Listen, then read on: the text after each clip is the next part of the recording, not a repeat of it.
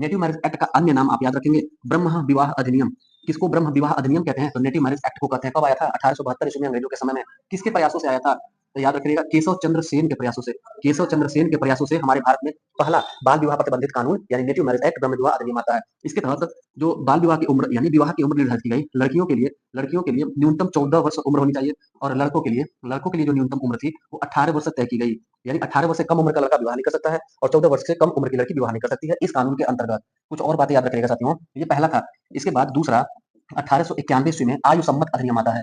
आयु सम्मत अधिनियम। आयु सम्मत अधिनियम किसके प्रयासों से आता है? ये बी एम मालाबारी के प्रयासों से आता है। B M Malabari.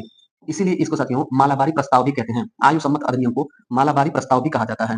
ये भी साथियों बाल विवाह को प्रतिबंधित करने के लिए लाया गया था। इसमें कहा गया कि लड़कियों की उम्र 12 वर्ष से कम नहीं होनी चाहिए विवाह की। यानी कि एक प्रकार से छूट मिल गया कि 12 वर्ष से ज्यादा हुई 1 दिन 2 दिन तो उनका विवाह हो सकता है। तो ये साथियों 12 वर्ष बहुत ही कम था, इसीलिए इसका विरोध भी किया गया था। किसके द्वारा विरोध किया गया था? तो तिलक जी के द्वारा। प्रश्न पूछा गया है, आगे भी पूछेगा कि आयु सम्मत अधिनियम इसे अंग्रेजी में एज ऑफ कंसेंट एक्ट कहा जाता है। Age of consent act. Age of